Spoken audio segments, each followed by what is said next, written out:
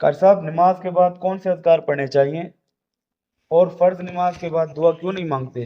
لہٰذا قرآن اور حدیث کی روشنی میں مکمل دلائل کے ساتھ وضاحت کر دیں تاکہ عوام الناس بہتر طریقے سے جان سکے۔ جزاکم اللہ خیر۔ اچھا، پہلی بات تو یہ ہے حمزہ بھائی کہ ہر مسئلہ قرآن سے ثابت نہیں ہوتا۔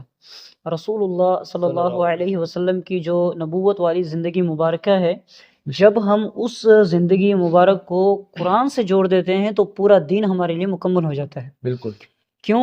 قرآن پیارے پیغمبر کی زندگی کے بغیر ادھورا ہے اور اللہ کے نبی کی زندگی قرآن کے بغیر ادھوری ہے۔ دونوں جب ایک ساتھ ملیں گے تب جا کے ہمارا اسلام مکمل ہوگا۔ بالکل ٹھیک ہے، لیکن جو آپ نے سوال کیا ہے کہ فرض نماز کے بعد کون سے اذکار کرنے چاہیے، یہ اذکار کے جو ٹیکس وغیرہ ہیں ہم انشاءاللہ لگا دیں گے ویڈیو میں۔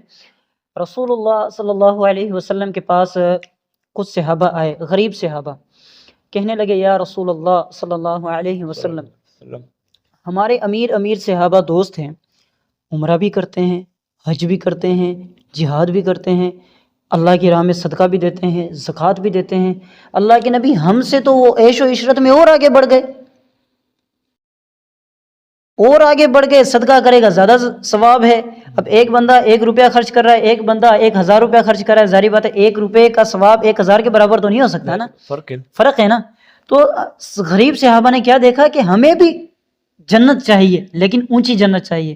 ان کا ذہن ہوتا تھا کہ ہمیں جنت چاہیے جو ہمیشہ والی زندگی ہے، ہمارا ذہن ہوتا ہے ہمیں دنیا چاہیے جو ختم ہونے والی زندگی ہے۔ اللہ کے نبی صلی اللہ علیہ وسلم نے فرمایا میرے صحابہ، کیا میں تمہیں ایک ایسا عمل نہ بتا دوں جس کی وجہ سے تم وہ عمل کرو اللہ تمہیں ثواب میں ان امیر صحابہ کے برابر کر دے گا۔ سبحان اللہ۔ صحابہ اکرام رضوان اللہ علیہم اجمعین جو غریب صحابہ تھے کہنے لگے اللہ کے نبی بتائیں کون سا آخر ایسا عمل ہے کہ جو ہم کریں اور امیر صحابہ کے ثواب میں برابر ہو جائیں۔ آپ صلی اللہ علیہ وسلم نے فرمایا میرے صحابہ ہر فرض نماز کے بعد 33 مرتبہ سبحان اللہ، 33 مرتبہ الحمدللہ اور 33 مرتبہ اللہ اکبر اور 1 مرتبہ لا الہ الا اللہ وحدہ لا شریک لہ لہ الملک وله الحمد وهو علی کل شیء قدیر۔ اگر وہ 33 مرتبہ سبحان اللہ، 33 مرتبہ الحمدللہ اور 34 مرتبہ اللہ اکبر پڑھ لے تو بھی 100 کی تسبیح پوری ہو جاتی ہے۔ دونوں طریقے کی روایات ملتی ہیں۔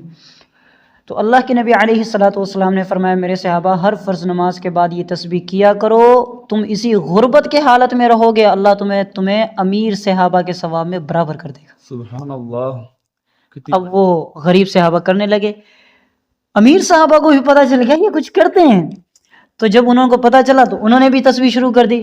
وہ پھر اللہ کے نبی کے پاس ہے، اللہ کے نبی آپ نے یہ ہمیں تسبیح بتائی تھی، یہ تو خاص ہمارے لیے تھی، یہ امیر صحابہ نے بھی شروع کر دی ہے۔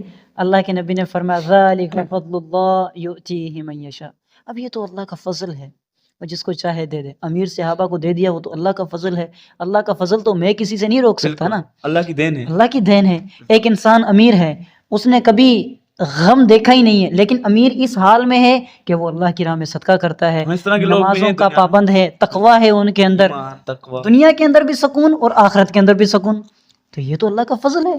اس کے اوپر تو کوئی آواز نہیں اٹھا سکتا نا، جس کو اللہ تعالیٰ نواز دے تو یہ اللہ کا فضل ہے، وہ جس پہ چاہے اللہ تعالیٰ جس کو عطا کر دے۔ تو یہ نماز کے بعد کے اذکار ہیں کہ 33 مرتبہ سبحان اللہ، 33 مرتبہ الحمدللہ اور 34 مرتبہ اللہ اکبر، ان کی فضیلت بھی میں نے بیان کی ہے۔ اور اسی طرح رسول اللہ صلی اللہ علیہ وسلم نے فرمایا کہ جو شخص ہر فرض نماز کے بعد آیت الکرسی پڑھے، اللہ لا الہ الا هو الحی القیوم، یہ آیت الکرسی ہر فرض نماز کے بعد پڑھے، جیسے ہی مرے گا سیدھا جنت میں جائے گا، جیسے ہی مرے گا سیدھا جنت میں جائے گا۔ حدیث کے اندر الفاظ ہیں کہ اس کے اور جنت کے درمیان صرف حائل موت ہے، یعنی موت کی دیوار اس کے اور جنت کے بیچ میں ہے، جب وہ موت آئے گی تو ڈائریکٹ جنت کے اندر جائے گا۔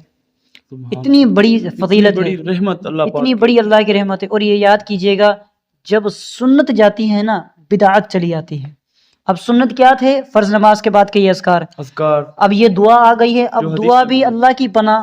آپ یہاں مساجد کے اندر جائیں، شاید دعا 45 سیکنڈ سے زیادہ نہیں ہوگی، آپ جائیں 45 سیکنڈ یا 1 منٹ، 1 منٹ بھی میں بول رہا ہوں 45 سیکنڈ سے زیادہ یہاں کوئی دعا مانگتا ہی نہیں۔ مجھے یہ بتائیں کہ 45 سیکنڈ کی دعا کے اندر آپ نے اپنے مسلمان بھائیوں کے لیے کیا مانگا؟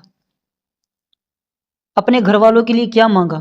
اپنے لیے کیا مانگا؟ اور اللہ کے نبی نے کیا فرمایا کہ غافل دل کی دعا اللہ تعالیٰ کبھی دعا قبول نہیں کرتا. جلدی والا معاملہ، یا اللہ مجھے یہ بھی دے دے، یہ بھی دے دے، یہ بھی دے دے، یہ بھی دے دے، یہ ہو گیا، یہ ہو گیا، یہ ہو گیا، چلو جی آمین. اور سب سلام پھیرنے ساری دوڑ لگا دیتے ہیں. بالکل. اب یہ کوئی یعنی کہ یہ تو ایک دعا کے ساتھ مذاق ہے. دعا آپ نے مانگنی ہے، بالکل مانگیں. نماز کے بعد قبولیت کا وقت ہے تو آپ دعا مانگیں، لیکن اجتماعی دعا، سب کو بٹھا کے دعا مانگنا، یہ کسی بھی صحیح حدیث سے ثابت نہیں.